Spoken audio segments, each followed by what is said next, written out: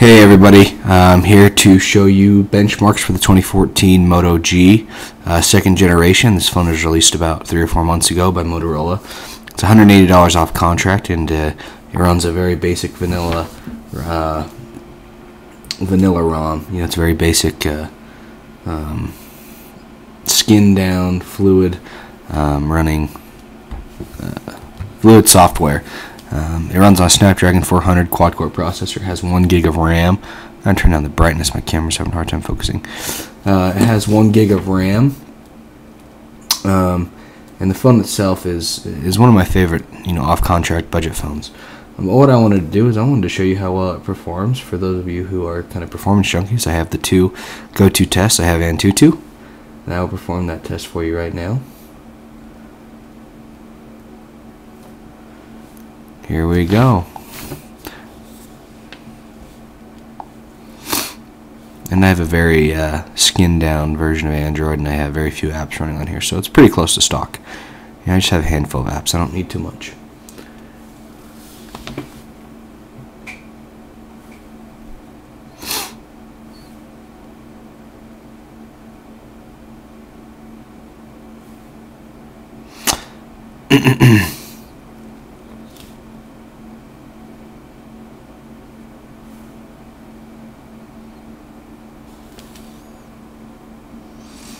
Camera's having a hard time focusing in on this. Maybe if I bring it up a little closer.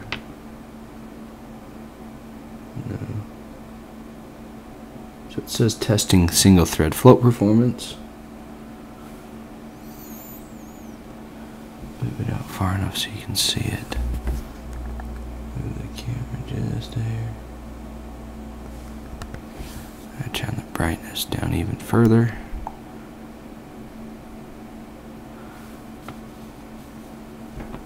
There we go. Nice and clear now. Too bright a light makes the camera have a hard time focusing. So we're about 27% in.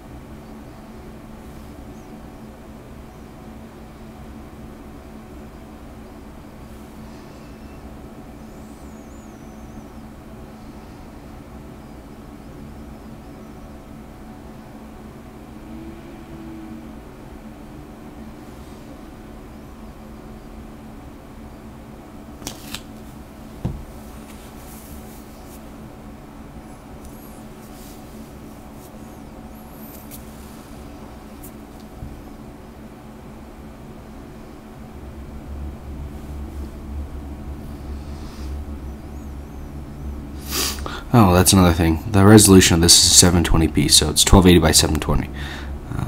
That makes a difference.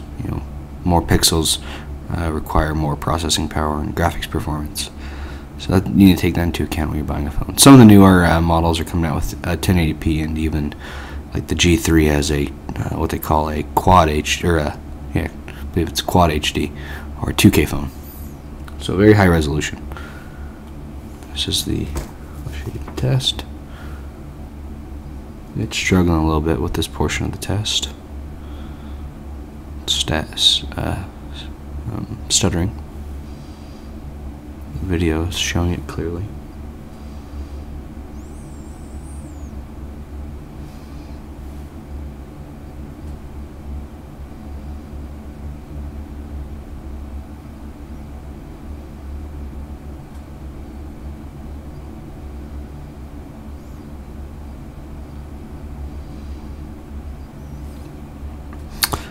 Okay, so this has some of the newer phones: the Note 4, the OnePlus One, HTC One 8, One M8, and then you go all the way down.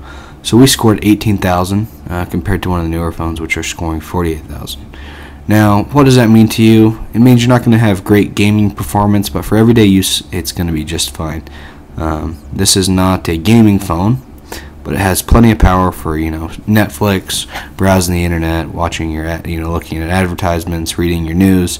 In fact, it's my daily driver for the most most of the time. Excuse me.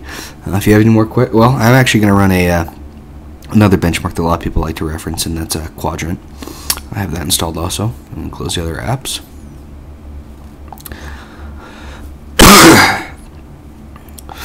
Okay, I'm going to run a full benchmark.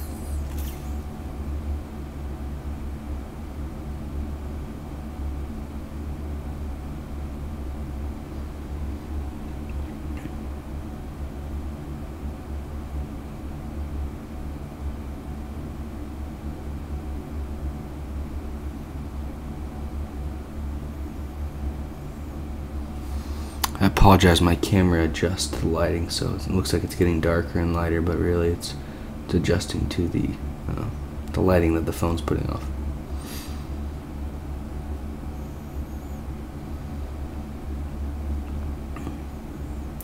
It's running that at almost 60 frames per second, no problem. 33, 32 frames here. Yes. Quadrant's kind of an outdated benchmark, but a lot of people still like to use it. So if you compare it to the HTC One X of about 2.5 years ago, it blows out of the water. It scores at 8613. So, like I said, great for everyday use. It's good for It's a good phone for the value, for the money. $179 off contract. Has quad-core Snapdragon 400 CPU, 1 GB of RAM, 8 GB of storage, expandable memory, an 8 megapixel camera on the front, and I believe a 1.2 megapixel camera on as a front shooter. And it runs Android KitKat 4.4, and it will receive an update to Lollipop 5.0. If you have any questions, please shoot me a message. Thank you. Bye-bye.